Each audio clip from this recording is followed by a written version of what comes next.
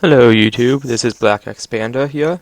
And today I'm going to give you a tour of my nuclear power plant in Tekkit. This map was originally made by macurio Matos, but he kind of left the map, so I decided to take it up with his permission and keep updating it and adding to it. So when you come in through here, like the main entrance thing, you come down here and this here is supposed to be like the security station thing. So when you go down the main hallway, the first thing you see is one of the cooling rooms. This is basically where I make the ice to cool down the reactors. So basically, to turn it on, you go here, you hit that. That powers up the, what are they called? Compressors. That basically compress the ice down, the snowballs that are harvested from the snowmen into ice. Then if you go over here, and you hit this lever here, that will activate the cooling system. Should be happening any second now. Yep, there we go. The system will start coming online, and it'll start producing crap tons of ice, basically, to cool the reactors. Alright, so you go here. This is basically the power supply for it, and the power backup. That's the power backup, and this is the main power supply. Basically, any excess power is sent through into the backup generators, and then if there's not enough power, this would turn on and activate the backup generators.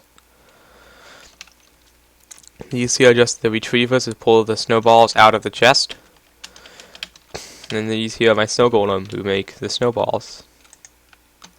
And I don't use equivalent exchange or duplicators, in part because I kind of think they're overpowered, but also because I kind of want to make it more realistic. And, have it more complicated, just for fun. Alright, so those things are making ice, going into the ice storage. Yeah, the only thing from EE I actually use here are the chests, because I think they look cool. Alright, those are also the battery boxes, as the backup power, the blue electricity. And if you go up, where is it? Right up through here, this is all the main solar grid, which is in the cooling tower. Alright, let's keep going. So, moving on, we can go in through, I want to go through the fucking door, in through here, and in here, it's just a access room to access some of the wiring, though it's not much, and that's the tube that ice goes down, I guess, ice tube. Alright, so in here is when you start getting into some more cool stuff, is the power storage room. It has 4 MFSU units of 6, so we have a total of 24 MFSU units, each one's full. I guess I had a Lapatron crystal in. And this here is the control panel to turn them on and off. So, if you want to activate system number 4, you click that. And you can see it will activate, and power will start flowing out of it. I'll just activate all of them for, why not. And you go over here. These systems here give power to different parts of the plant, so you can shut the power off to this section of the plant, or you could keep it on, which I recommend, since you don't want to, break something. This here sends power to the cooling system. And if we go over here, this is the primary control room. Let me go turn it on. So we'll go back here, hit this lever here, and this here monitors all the MFSU systems. See, they're pretty full. And this here is the input, so you want to only have power going to one MFSU unit, you can click this lever, and you can shut the input on and off. Well, that's the solar panels too. So over here outside, you see I have a couple solar panels. I really only added them. I was originally going to have them, because my friend wanted to have this map on a server, but he didn't want to, maintain the reactors, so he kind of just wanted it to look cool, and just have solar panels, so that's kind of why they're there. Alright. So, if we can fall, patch that hole back up. Oh yeah, it's probably gonna, sorry about that lag, my computer is kinda crappy. And this is my first time recording, so, yeah, it's probably gonna suck. Alright. So, these are the automatic backup generators. You either manually turn them on, or they'll automatically turn on. The power drops, in any of these systems, drops below 50% to power up. So I'm just going to turn them on just for now. It's probably going to make me lag even more. So if we go over here to the to the backup generators, there are water generators or water mills. And if we get an EU reader, grab yourself one of those, and we click the wire. Right now it's making 20 EU a tick. Just give it some time to power everything up. Basically makes infinite power or water power using this system here. It pulls out empty buckets and then fills the buckets with water with the deployer, and then this thing puts the empty buckets back into the water mills so we fill them. So you can see they're getting filled slowly but surely. You come back here, this little hole I dug. You can sit back here and watch all the water buckets go throughout the pipes, and eventually they'll all get filled. Takes a little while, but it probably takes about a minute, maybe more. Never actually counted. You see that one has power already. Yeah. Let's see how much power we're making now. So right now we're making 50 EU a tick, which is pretty good. That's enough to power the basic safety systems of the plant and keep the cooling system online. So that's really all you need. That's 58, so it's going up a lot. At the end, I'm pretty sure it makes about 120, which is enough to power the entire plant. Alright, so I'll just leave those running for now, why not? Alright, so we'll continue. This here is a force field system. Just provides shields to the reactors, nothing that exciting. No. MFSU, power converter, force field, I'm sure you've seen it.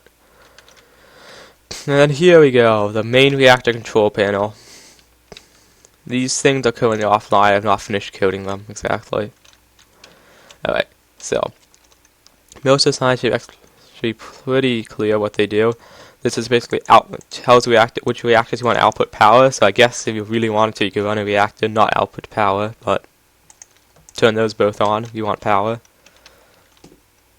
Then here, these are the shielding systems. You can activate reactor shields, and if you activate the shields, see here the reactors are now completely shielded, and it's really useful. This, one of them decides to explode. It protects just about everything except the reactor itself. Alrighty, so I'm going to deactivate the shields. You don't need them right now. And it's probably going to drop my FPS a lot more, even though it's only at 8. Okay, so you click this here, yep, that's activating the cooling system. I already turned it on. So that would you can activate the cooling system from here too. Alright, so we're going to put the reactors in safe mode, because I prefer not to have them blow up on me when I'm recording. And that should activate them, and yep, you can see it's on.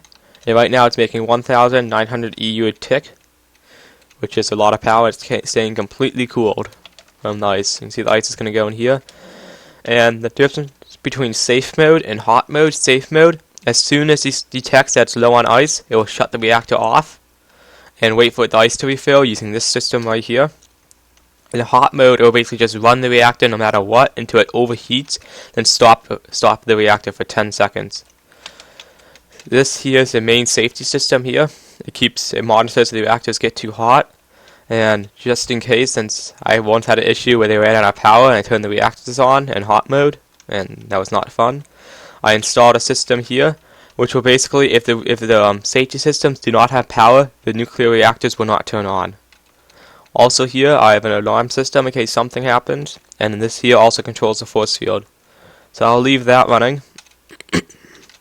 And I'll just go turn on the force field for reactor 2, I'm pretty sure. This here is to recycle the uranium cells. So if you run out of uranium cells, it'd put new uranium cells in. And this one will start breeding the uranium cells. But that is not done right now. It's pretty close to being done, but still a work in progress. This map's only about 95% of the way done. Still a few things I have to add to it. Now I'll probably make another video when I'm done with that. Okay, next area. What to do next? We'll do the power transformers.